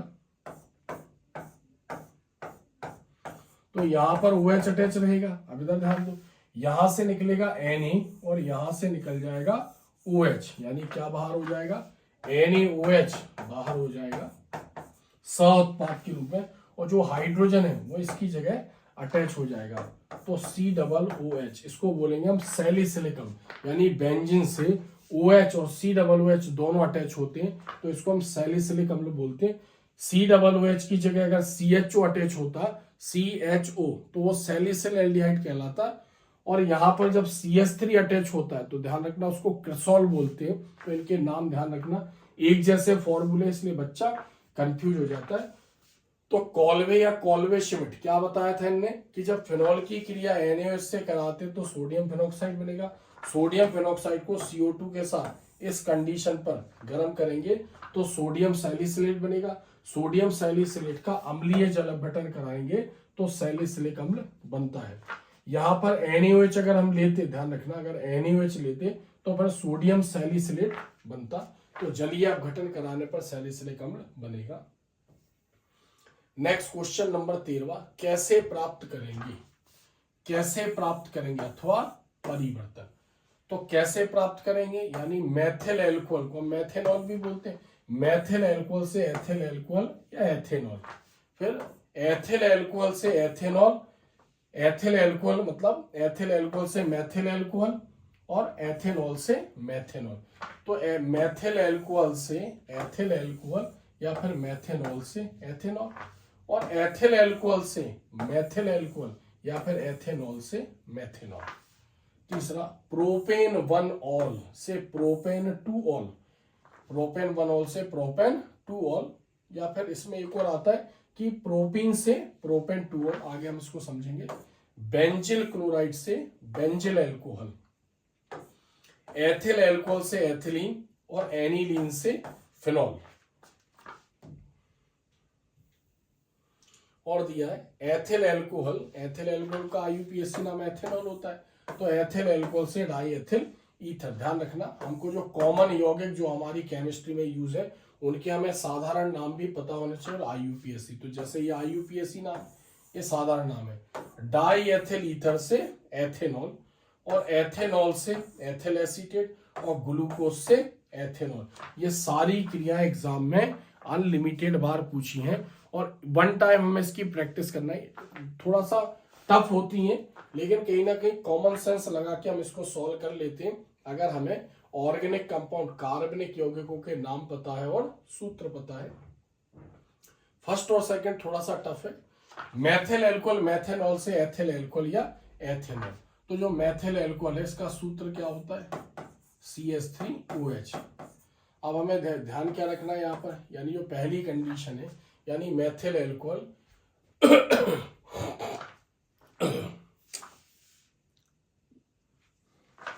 मैथिल एल्कोहल से एथेनॉल, तो हमें क्या ध्यान रखना है, पहले जो मैं बता रहा हूं वैसे याद रखना है। यानी आपको यहां पर पहले और एरो पे लिखना है HI, दूसरे एरो पर आपको लिखना है यहां पर KCN, और तीसरे एरो पर आपको लिखना है यहां पर 4H, और जो चौथे नंबर का है उस पर नाइट्रस अम्ल, नाइट्रस अम्ल का ओपन फॉर्मूला HONO, ऐसे आपको ध्यान रखना है। कन्वर्जन है, एग्जाम में कई बार पूछा गया। और मेथिल एल्कोहल से हमें क्या बनाना है, एथिल एल्कोहल बनाना है, और एथिल एल्कोहल का फॉर्मूला क्या है, CH3CH2OH। अब ये याद कैसे होगी, जैसा मैंने आपको बताया वैसे आपको इसकी प्रैक्टिस करना है। CH3OH, और कितनी स्टेप आएंगे यहाँ पर, 1 2 3 4, 4 स्टेप आएंगे यहाँ पर। लास्ट में आपको लिखना है CH3CH2OH। जब आप ये लिख दोगे तो आपको इसके बीच के जो उत्पाद हैं वो आपकी समझ में आने लगेंगे। तो यहां से निकलेगा OH और यहां से निकलेगा H, यानी क्या निकल जाएगा, H2O निकल जाएगा। अब यहां पर I OH की जगह अटैच हो जाएगा तो क्या बन जाएगा, CH3I, मेथिल आयोडाइड। अब KCN पोटेशियम साइनाइड से क्रिया करवाएंगे तो K और यहां से निकलेगा I, क्या निकल जाएगा, पोटेशियम आयोडाइड। अब CH3 से क्या अटैच हो जाएगा, CH3 और C triple bond N, methyl cyanide.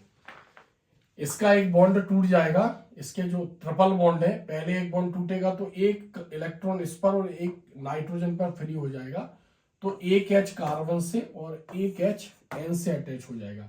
फिर एक और बॉन्ड टूटेगा तो फिर एक और H कार्बन से और फिर एक और H नाइट्रोजन से अटैच हो जाएगा। तो यहां पर जो कंपाउंड बनेगा CH3 और CH2 और NH2, एथिलेमीन बनेगा। अब जब ये कंपाउंड इससे क्रिया करेगा तो यहां से निकलेगा N और यहां से निकलेगा N, क्या बाहर हो जाएगा, N2 बाहर हो जाएगा, नाइट्रोजन गैस बाहर हो जाएगी, तो N2 निकला। फिर यहां से H2 और यहां से O बाहर निकलेगा, यानी H2O बाहर निकल जाएगा।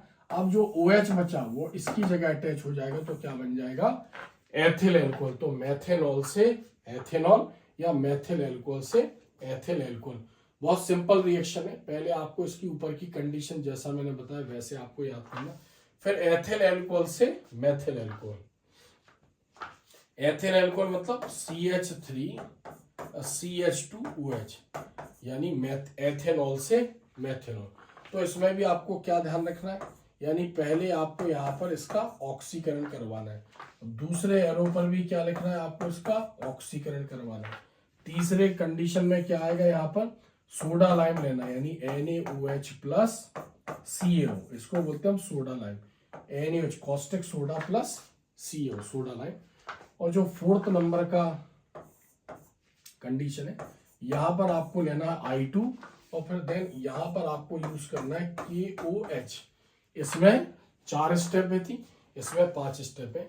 तो जब ऑक्सीकरण करवाएंगे लास्ट में चाहे तो आप यहां पर लिख सकते हैं कि मेथेनॉल यानी CH3OH में कन्वर्ट हो जाएगा अगर हम ऐसा करवाते हैं तो।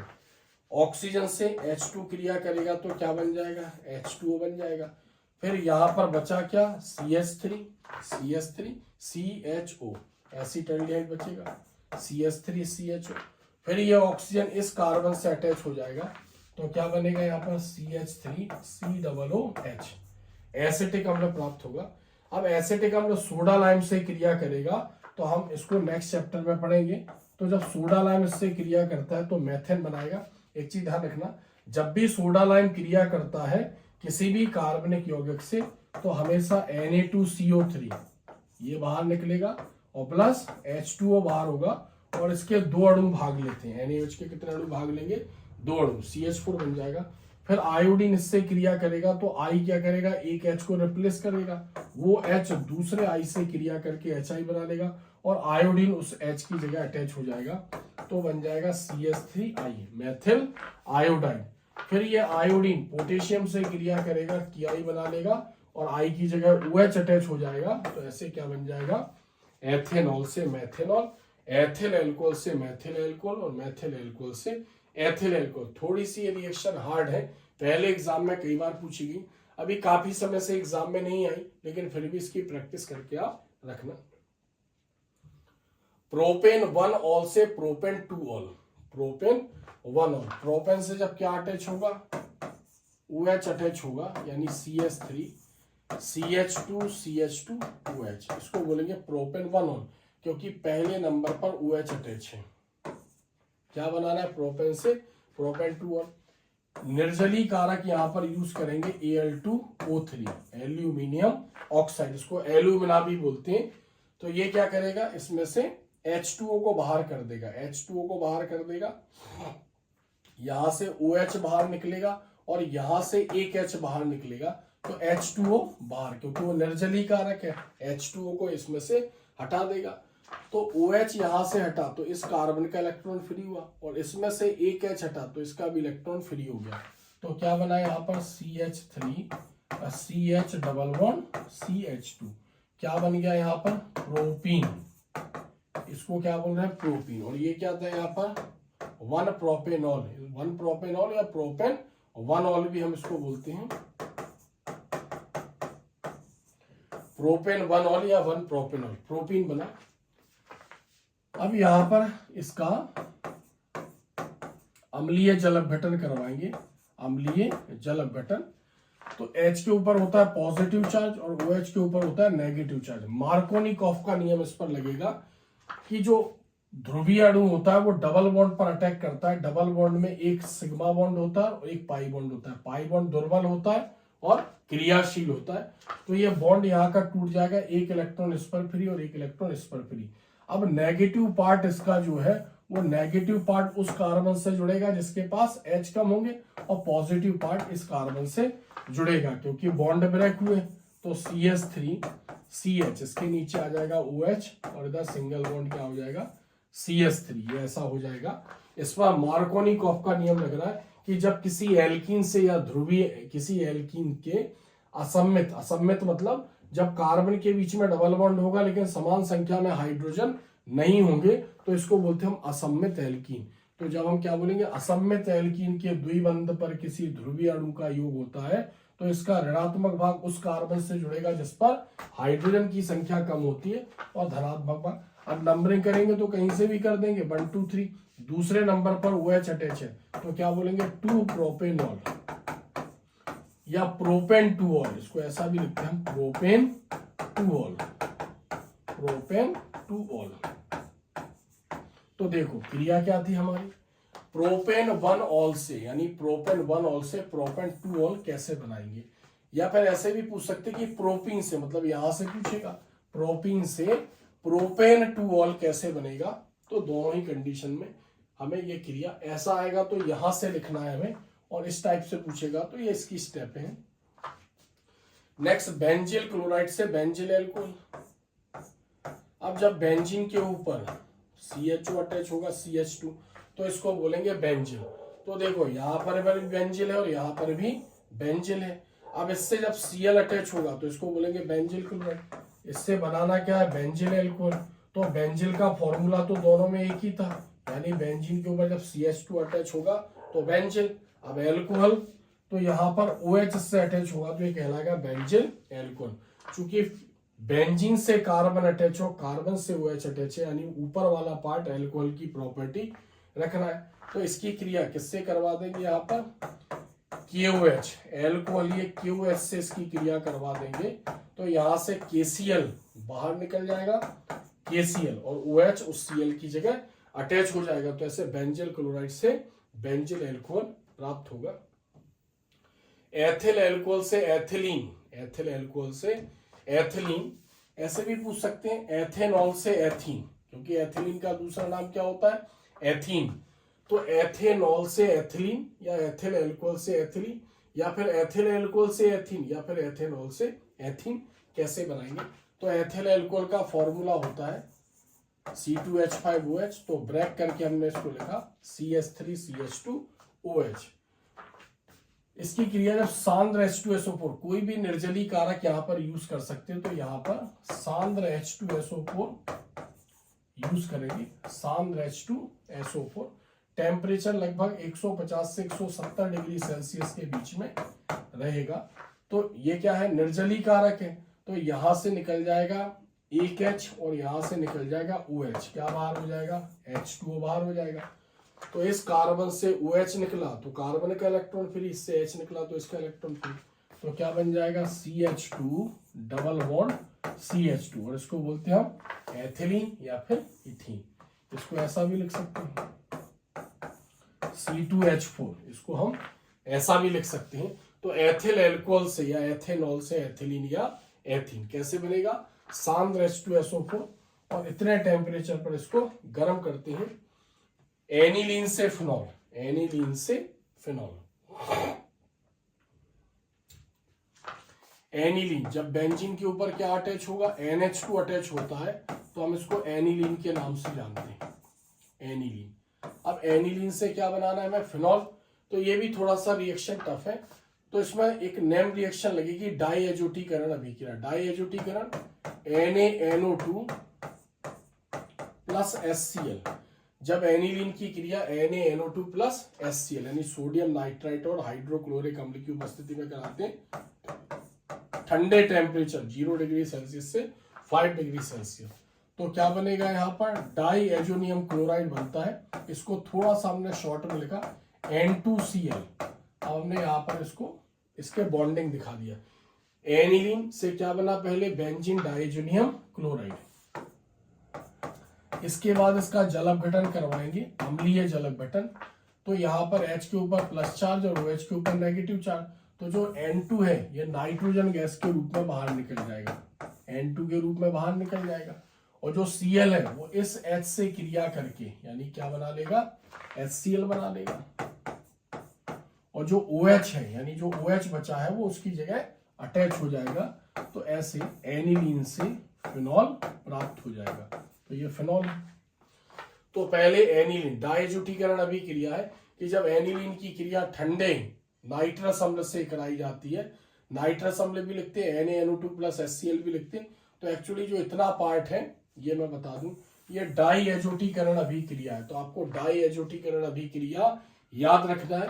फिर डाइएजोटीकरण अभिक्रिया में उसका अम्लीय जल अपघटन करवा देंगे तो फिनॉल प्राप्त हो जाएगा। तो दो रिएक्शनों को मिलाकर ये बनी है। एथिल एल्कोहल या एथेनॉल से डाई एथिल ईथर कैसे बनाएंगे, एथिल एल्कोहल या एथेनॉल से डाई एथिल ईथर। तो एथिल एल्कोहल का फॉर्मूला है C2H5OH, इसको ब्रेक करके लिखा हमने CH3CH2OH। अब हमें पता है एथिल एल्कोहल का फॉर्मूला तो ये है, और डाई एथिल ईथर हमें बनाना है। तो डाई एथिल ईथर का फॉर्मूला क्या है, डाई एथिल ईथर का फॉर्मूला है C2H5O C2H5।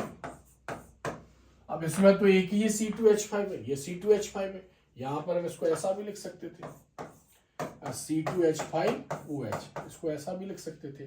अब उसमें दो C2H5 है, तो यहां पर इसके दो अणु लेंगे हम। कितने अणु लेंगे इसके, एथिल एल्कोहल के दो अणु लेंगे, और कोई निर्जली कारक यहां पर हम लेंगे जो इसमें से जल के अणु को यहां से हटा दे, जल के अणुओं को यहां से निकाल देगा। तो निर्जली कारक में H2SO4 ले सकते हैं हम, सांद्र H2SO4, तब टेम्परेचर 413 केल्विन। और अगर हम इसकी जगह, ध्यान रखना, इसकी जगह H2SO4 की जगह Al2O3 या THO2 थोरिया भी ले सकते थे, तब टेम्परेचर 620 केल्विन होगा। तो या तो इसको ले सकते हैं, या फिर सांद्र H2SO4 को ले सकते हैं। तो सांद्र H2SO4 413 केल्विन, या फिर Al2O3 और THO2 एल्यूमिना या थोरिया ले सकते हैं, टेम्परेचर इतना रहेगा। ये तीनों निर्जली कारक है, इसमें से जल के अणु को हटा देंगे, और फिर क्या बन जाएगा यहाँ पर C2H5OH यानी डाई एथिल ईथर प्राप्त होगा। डाई एथिल ईथर से एथेनॉल। अब डाई एथिल ईथर से एथेनॉल कैसे बनेगा, डाई एथिल ईथर से एथेनॉल या ethyl alcohol. Die ethyl ether का फॉर्मूला C2H5O C2H5, और एथेनॉल बनाना है, जल अपघटन करवा देंगे। जल अपघटन मतलब जल से क्रिया, H2O को हमेशा याद रखना, ऑर्गेनिक केमिस्ट्री में ऐसा ही लिखेंगे। और उपस्थिति क्या रहेगी यहाँ पर, सांद्र H2SO4, यहां से निकल जाएगा C2H5O और H, और बचा हुआ भी क्या है C2H5OH। तो ऐसे एथिल एल्कोहल प्राप्त हो जाएगा C2H5OH, और इसके आगे 2 लगा देंगे, तो डाई एथिल ईथर से एथेनॉल। नेक्स्ट रिएक्शन, एथेनॉल से एथिल एसीटेट। एथेनॉल से यानी एथिल एल्कोहल से एथिल एसीटेट। अब एथिल अल्कोहल का फॉर्मूला C2H5OH है, तो एथिल एसीटेट का फॉर्मूला हमें ध्यान रखना पड़ेगा। एथिल एसीटेट का फॉर्मूला क्या है? CH3COO C2H5। ये होता है एथिल और ये होता है एसीटेट, और एथिल अल्कोहल में क्या होता है? C2H5 होता है। तो इससे पता चल रहा है कि इसमें एसिटिक अम्ल भी यूज होगा। तो पहले हम यहाँ पर लिखेंगे एसिटिक अम्ल CH3COOH, और इसकी क्रिया किससे करवा देंगे? एथिल अल्कोहल C2H5OH से। तो यहां से H2O बाहर निकाल देंगे। कैसे निकलेगा? इसमें सांद्र H2SO4 यूज होगा, निर्जलीकारक सांद्र H2SO4। तो H2O बाहर निकल जाएगा, तो क्या बन जाएगा? CH3COO और C2H5 एथिल एसीटेट प्राप्त हो जाएगा। ग्लूकोज से एथेनॉल, एथेनॉल मतलब एथिल अल्कोहल, ग्लूकोज का फॉर्मूला होता है C6H12O6 से। तो जब इसका मतलब ऑक्सीजन की अनुपस्थिति में जो ईस्ट बैक्टीरिया होता है जिसमें जाइमेज एंजाइम होता है, जाइमेज एंजाइम, इसकी उपस्थिति में किसमें होता है? ये ईस्ट में होता है। तो हम इसको बोलते हैं अवायवीय अपघटन, अवायवीय अपघटन ग्लूकोज का। तो क्या बनेगा? C2H5OH। शराब बनाने की प्रोसेस भी है ये, और प्लस CO2। यहाँ पर 6 कार्बन है, क्रिया को बैलेंस करने के लिए यहाँ पर 2 लगा देंगे और यहाँ पर 2 लगा देंगे। क्योंकि ये अल्कोहल वाले चैप्टर में है कि जैसे शराब कैसे बनाई जाती है, तो शराब बनाई जाती है शीरे से ज्यादा बनाई जाती है। शीरा क्या होता है? गन्ने के रस से शक्कर के क्रिस्टल अलग करने के बाद शेष बचा हुआ शीरा कहलाता है। अब शीरे में होता है सुक्रोज C12H22O11 और ग्लूकोज और फ्रक्टोज होता है। तो पहले सुक्रोज को इन्वर्टेज एंजाइम ग्लूकोज और फ्रक्टोज में कन्वर्ट करता है, जिसको प्रतीप शर्करा या इन्वर्ट शुगर बोलते हैं। फिर ग्लूकोज और फ्रक्टोज दोनों का सूत्र एक जैसा होता है, दोनों क्रियात्मक समावेशी हैं, तो ये ग्लूकोज भी हो सकता है, फ्रक्टोज भी हो सकता है, इसको प्रतीप शर्करा बोलते हैं। फिर जाइमेज एंजाइम ईस्ट का उसको अल्कोहल में कन्वर्ट कर देगा। नेक्स्ट क्वेश्चन यहाँ पर देखते हैं 14 नंबर का क्वेश्चन। एथेनॉल के निर्जलीकरण की व्याख्या कीजिए। एथेनॉल मतलब एथिल अल्कोहल, निर्जलीकरण मतलब जल के अणु का निकलना, अथवा अल्कोहल के निर्जलीकरण से आप क्या समझते हो? समीकरण द्वारा इसको समझाइए, समीकरण द्वारा इसको समझाइए। तो एथेनॉल का निर्जलीकरण, निर्जलीकरण मतलब जल के अणु का निकलना। तो इसको हम समझते हैं 2 प्रकार से पूछेंगे, दोनों का मीनिंग एक ही है। एथेनॉल से जल का अणु निकलना एथेनॉल का निर्जलीकरण कहलाता है, निर्जलीकरण कहते हैं। जिसके फलस्वरूप जब एथिल अल्कोहल से, एथेनॉल मतलब एथिल अल्कोहल, एथिल अल्कोहल से जल निकलेगा तो एथीन मतलब एल्कीन बनेगा, या फिर डाई एथिल ईथर यानी ईथर बनता है। निर्जलीकरण की क्रिया कुछ प्रबल निर्जलीकारक जो जल के अणु को अवशोषित करते हैं, जैसे कि सांद्र H2SO4 यानी सल्फ्यूरिक अम्ल, या फिर एल्यूमिनियम ऑक्साइड Al2O3 की उपस्थिति में कराते हैं। जब एथेनॉल या एथिल अल्कोहल में H2SO4 मिला देंगे, या फिर Al2O3 एल्यूमिनियम ऑक्साइड या एल्यूमिना भी बोलते हैं उसको, तो ये जल के अणु को अवशोषित कर लेगा। तो 2 प्रकार की यहाँ पर क्रिया होंगी। तो फर्स्ट पॉइंट देखते हैं, जब एथेनॉल को 400 यानी 443 के मतलब केल्विन से 453 केल्विन डिग्री सेल्सियस में इतना टेम्परेचर है, ताप पर सांद्र सल्फ्यूरिक अम्ल के साथ गर्म करेंगे, इतना टेम्परेचर होगा, और H2SO4 मिलाएंगे, तो H2SO4 जल के अणु को निकाल देगा, और क्या बनेगा? एथीन या एथिलीन गैस बनेगी C2H4। फिर क्या बोला है? यह एक अंतर या अंतः अणुक निर्जलीकरण है। एक ही अणु से जल का अणु निकल रहा है, मतलब किसी अणु के अंदर से जल का निकलना कहलाता है अंतर या अंतः अणुक निर्जलीकरण। अब समीकरण देखेंगे, तो जैसे एथिल अल्कोहल यानी एथेनॉल मतलब एथिल अल्कोहल CH3CH2OH, तो क्या मिला देंगे इसमें? H2SO4, सांद्र H2SO4, और टेम्परेचर को कंट्रोल करेंगे। कितना टेम्परेचर रहेगा? 170 से 180। तो हमने लिख दिया 170। तो यहां से OH और यहां से H बाहर हो जाएगा, H2O का निकलना निर्जलीकरण, तो इसका इलेक्ट्रॉन और इसका फ्री है, तो क्या बन जाएगा? CH2 डबल बॉन्ड CH2, या फिर हम इसको लिखेंगे C2H4, इसको बोलते हैं हम एथीन या एथिलीन। तो ये हमने बताया कि जब एथेनॉल को इतने टेम्परेचर पर H2SO4 के साथ मिलाकर गर्म किया गया, एक ही अणु से H2O निकला, इसलिए अंतर या अंतः अणुक निर्जलीकरण। सेकंड कंडीशन हम इसकी देखते हैं। दूसरी कंडीशन, जब एथेनॉल को 413 केल्विन यानी 140 डिग्री सेल्सियस पर सांद्र सल्फ्यूरिक अम्ल के साथ गर्म करेंगे तो दो एथेनॉल यानी एथिल एल्कोहल के दो अणुओं से एक जल का अणु बाहर निकलेगा। अणु आपस में मिलकर डाई एथिल ईथर बनाते हैं। मतलब इसमें से जल का अणु निकलेगा और क्या बोलेंगे, एक जल का अणु निकलता है। तो यहां पर हम बता सकते हैं एक जल का अणु मतलब H2O निकलता है। इसमें से भी जल निकल रहा है तो हम क्या बोले, यह एक अंतराणुक, अंतराणुक मतलब दो अणुओं के बीच में से जल का अणु निकल रहा है। तो दो अणुओं के बीच से जल निकल रहा है। समीकरण देखते हैं यहां पर, जैसे C2H5OH एक ही लिखा, दूसरे एथिल एल्कोहल यानी C2H5 मतलब एथिल एल्कोहल ऐसा लिखा। और यहां पर भी क्या यूज कर रहे हैं हम, सांद्र H2SO4। उसमें टेम्परेचर कितना था, उसमें टेम्परेचर था 170, उसमें टेम्परेचर कितना 140 डिग्री सेल्सियस। तो टेम्परेचर में अंतर है। तो उस टेम्परेचर पर उसके एक अणु में से H2 निकल रहा था और इस टेम्परेचर में से दो अणुओं में से H2 निकल जाएगा यहाँ पर। तो क्या बनेगा, die ethyl ether C2H5O C2H5। तो निर्जलीकरण पर एल्कोहल के दो प्रकार के यौगिक बनेंगे, यानी एल्कीन यानी एथिन या एथिलीन बन सकता है और डाई एथिल ईथर बन सकता है। दोनों में निर्जलीकारक सांद्र H2SO4 यूज किया। एक में टेम्परेचर 170 था तो एथीन बना और दूसरे में टेम्परेचर 140 था तो डाई एथिल ईथर बना।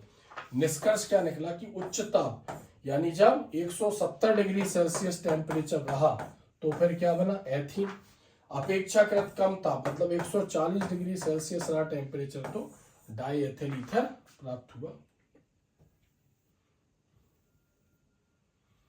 क्या होता है जब, क्या होता है जब, इसको समझते हैं। क्या होता है जब रासायनिक समीकरण, क्या होगा जब डाई एथिल ईथर की HI से क्रिया होगी। HI चूंकि अम्ल है वो तनु होगा और सांद्र होगा तो क्या होगा, क्या बनेगा, संतुलित समीकरण बताना। एथिल एल्कोहल की सांद्र H2SO4 के साथ इतने टेम्परेचर पर क्रिया होगी तो क्या बनेगा। एथिल ब्रोमाइड की सोडियम हाइड्रोक्साइड के साथ क्रिया होगी तो क्या बनेगा। फिनॉल की सांद्र HNO3 की उपस्थिति में, सॉरी सांद्र HNO3 सांद्र H2SO4, यहां पर ध्यान रखना H2SO4 की उपस्थिति में सांद्र HNO3 से क्रिया, थोड़ा सा उल्टा हो गया, सांद्र H2SO4 की उपस्थिति में सांद्र HNO3 से क्रिया। फिनॉल को जिंक पाउडर के साथ गर्म करेंगे और फिनॉल की सोडियम धातु के साथ अभिक्रिया होगी तो क्या बनेगा। बहुत सिंपल क्रिया है। अब हम इसको देखते हैं 1 by 1। डाई एथिल ईथर की HI से क्रिया, जब वो तनु होगा वो सांद्र होगा तो डाई एथिल ईथर का फॉर्मूला है यहाँ पर C2H5O C2H5 die ethyl ether. जब वो तनु होगा मतलब उसके अणुओं की संख्या कम होगी तो क्या बनेगा, यहां से निकलेगा C2H5 और यहां से निकल जाएगा H यानी एल्कोहल और C2H5I, यानी दो अणु बनेंगे C2H5OH ethyl alcohol plus C2H5I ethyl iodide. कब, ये तनु है, ध्यान रखना यहाँ पर तनु है, पानी मिला हुआ है। और जब उसमें पानी कम होगा यानी जब वो सांद्र होगा तो C2H5 प्लस HI, सांद्र मतलब गाढ़ा, इसकी संख्या बढ़ा देते हैं, गाढ़ा मतलब उसकी संख्या होगी तो क्या होगा, यहाँ पर यहां से ऑक्सीजन और यहां से ये बाहर हो जाएगा, H2O बाहर हो जाएगा। अब आयोडीन कितने हैं, 2 हैं तो एक इससे जुड़ेगा और एक इससे जुड़ेगा आयोडीन, तो क्या लिखेंगे इसको C2H5I और इसके आगे 2 लगा देंगे एथिल आयोडाइड। जब वो तनु होता है तो एथिल एल्कोहल और एथिल आयोडाइड, और जब वो सांद्र होता है तो एथिल आयोडाइड बनता है। सेकंड क्रिया, एथिल एल्कोहल की सांद्र H2SO4 के साथ क्रिया, एथिल एल्कोहल की सांद्र H2SO4 के साथ क्रिया, यानी एथिल एल्कोहल C2H5OH, इसके दो अणु यूज होंगे C2H5 और उपस्थिति क्या रहेगी, सांद्र H2SO4। एक्चुअली एक प्रयोगशाला विधि भी है ये, H2SO4 यानी दो पदों में क्रिया होती है। तो पहले पद में वही एथिल हाइड्रोजन सल्फेट बनता है, यहाँ हम डायरेक्ट बता रहे हैं और टेम्परेचर कितना है 413 केल्विन।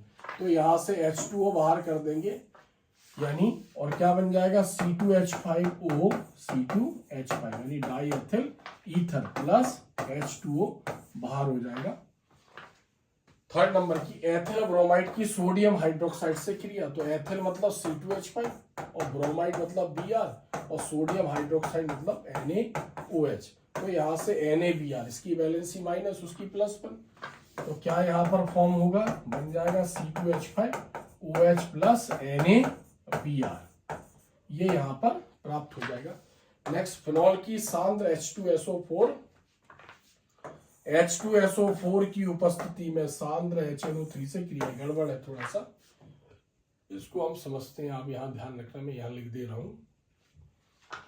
तो सांद्र H2SO4, यहां पर क्या आना है, सांद्र H2SO4 की उपस्थिति में सांद्र HNO3, इसकी जगह HNO3 आना है, तो क्या बनेगा, पहले भी हम पढ़ चुके हैं इसको 2-3 बार। तो फिनॉल जब बेंजीन के ऊपर OH अटैच होगा तो हम इसको बोलेंगे फिनॉल। HNO3 से क्रिया, HNO3 को हमेशा HONO2 लिखेंगे, उपस्थिति क्या रहेगी, सांद्र H2SO4, ये उपस्थिति रहेगी। तो जो NO2 है वो फिनॉल के दूसरे नंबर, चौथे नंबर और छठवें नंबर के हाइड्रोजन को हटा देगा, यहां से हटाएगा NO2 अटैच हो जाएगा, यहां से हटाएगा NO2 अटैच हो जाएगा और यहां से हटाएगा NO2, 3 H हटेंगे, वो 3 H OH से क्रिया करके 3H2O बना लेंगे, 3 NO2 यूज है, यानी इसके आगे लगा देंगे 3। तो जो यौगिक बनेगा इसका नाम क्या है, यहाँ पर 246 है, 246 tri nitro, 246 tri nitro phenol, या फिर हम इसको पिक्रिक अम्ल के नाम से भी जानते हैं, किसके नाम से जानते हैं, पिक्रिक अम्ल, या फिर हम इसको TNP भी बोलते हैं, ट्राई नाइट्रोफिनॉल, इतने नाम से हम इसको जानते हैं। फिर फिनॉल को जिंक पाउडर के साथ गर्म करते हैं, फिनॉल को जिंक पाउडर, पहले भी हम पढ़ चुके हैं ये क्रिया। तो फिनॉल को जिंक के साथ क्रिया कराएंगे तो जिंक ऑक्साइड यानी ऑक्सीजन जिंक के साथ बाहर निकल जाएगा, यानी क्या बन जाएगा, ZNO, और हाइड्रोजन उसी के ऊपर जुड़ा रहेगा, तो इसका सूत्र C6 है, S6 यानी बेंजीन, यानी फिनॉल को जिंक पाउडर के साथ गर्म करेंगे तो बेंजीन बनेगा C6H5OH, फिनॉल से बेंजीन। नेक्स्ट फिनॉल की सोडियम धातु के साथ क्रिया, फिनॉल की सोडियम धातु के साथ क्रिया, और वो उसकी अम्लीय प्रकृति को बता रहा है, तो फिनॉल हो गया OH, इससे क्रिया करवाएंगे, तो जब इससे क्रिया करवाएंगे तो क्या बन जाएगा यहाँ पर ONO, ये सोडियम फिनॉक्साइड बन जाएगा, और H जो है वो H प्लस के रूप में निकल जाएगा, तो इसकी अम्लीय प्रकृति को भी वो बता रहा है। अब अगर हमें क्रिया को बैलेंस करना है, क्योंकि हम जानते हैं कि hydrogen gas H plus ion के रूप में ज्यादा देर तक नहीं रहेगी, किसमें कन्वर्ट हो जाएगी, H2 में, फिर हम इसको हटा देंगे, इसका यूज नहीं करेंगे, तो फिर हमें यहाँ पर 2 लगाना पड़ेगा, फिर इसके आगे 2 लगाना पड़ेगा, इसके आगे 2 लगाना पड़ेगा। तो फिनॉल की सोडियम धातु के साथ क्रिया होगी तो सोडियम फिनॉक्साइड बनेगा, पहले H प्लस निकला इसलिए उसकी अम्लीय प्रकृति को बता रहा है, बाद में वो H प्लस H2 से क्रिया, हाइड्रोजन से क्रिया करेगा H प्लस से, और क्या बना लेगा यहाँ पर H2 गैस बना लेगा, तो उसकी अम्लीय प्रकृति को बता रहा है। तो ऐसे हमने इतने इंपॉर्टेंट क्वेश्चन पढ़े, क्योंकि ऑर्गेनिक केमिस्ट्री एग्जाम में कुछ भी आता है, यानी कुछ भी मतलब कि जो मैंने बताया उसके बाहर कोई क्वेश्चन नहीं जाएगा, लेकिन बहुत सारी चीजों पर हमने पढ़े, किस किस टाइप के कैसे कैसे क्वेश्चन उसने दे रखे, इतने क्वेश्चनों की अगर हम प्रैक्टिस कर लेते हैं तो 101% इसी में से 2-3 क्वेश्चन एग्जाम में आएंगे, क्योंकि अगर 2-2 नंबर में दिए तो 2 क्वेश्चन आएंगे, और अगर एक ही आएगा 4 नंबर का तो फिर मैन और अथवा में दे देंगे। तो इतने क्वेश्चनों की आपको प्रैक्टिस करनी ही है, अगर आपने प्रैक्टिस करी तो आपके 101% आपके इसके मार्क्स कवर एग्जाम में हो जाएंगे। और वीडियो को शुरू से लेकर अंत तक देखा करो, ठीक है। हम 6 महीने 7 महीने में 10 चैप्टर कवर करते, चाहे स्कूल हो या कोचिंग हो। अगर मान लो वीडियो थोड़ा बड़ा भी है, अगर हम 2 दिन में पूरा देखकर हम उसको कवर कर सकते, और चूंकि पूरा तो पढ़ना नहीं है, हमें 0 से लेके A से लेके Z तक तो पढ़ना नहीं है, हमें धीरे धीरे उसकी प्रैक्टिस करनी है। तो अगर 7 महीने की चीज अगर हम 2 दिन में कवर कर पा रहे हैं तो इसका मतलब, और वो भी अच्छे नंबर लाएंगे, तो इसका मतलब आपने बहुत बड़ी जंग जीत ली है। तो आप वीडियो देखते भी हैं, कमेंट्स भी करते हैं, अच्छा लगता है। कोई डाउट हो, अगर कुछ पूछना हो एक्स्ट्रा तो उसका भी कमेंट्स किया करो कि सर ये समझा देना। तो जरूरी नहीं कि मतलब मैं जो चैप्टर पढ़ा रहा हूँ वो तो मैं पढ़ा ही रहा हूँ, आपने कोई कमेंट्स किया, कोई चीज समझ में नहीं आ रही है तो वो भी आप मुझे बताया करो। तो वीडियो के बीच में मैं उस बच्चे का नाम लेके कि इस भैया ने ये पूछा है, या नहीं भी डायरेक्ट मैं आपको समझा दूंगा, तो वो भी मैं आपको समझाऊंगा। और बहुत जल्दी मैं अपना एक गैसिंग पेपर भी आपको देने वाला हूं, जो एग्जाम में काफी कुछ उसमें से क्वेश्चन आते हैं और जिस दिन आपका पेपर रहेगा उस दिन थोड़ी देर के लिए मैं लाइव क्लासेस भी लूंगा, तो आपके कहीं ना कहीं कोई डाउट होंगे वो भी मैं क्लियर करवाऊंगा। तो तब तक मैं आपके साथ हूं जब तक आपका पेपर नहीं हो जाता है। ऐसे ही आप मेरे वीडियो को देखते रहिए, विश्वास रखिए, बहुत अच्छे मार्क्स आएंगे। फिर एक अच्छे वीडियो के साथ फिर लौटेंगे। आज के लिए इतना ही है, धन्यवाद।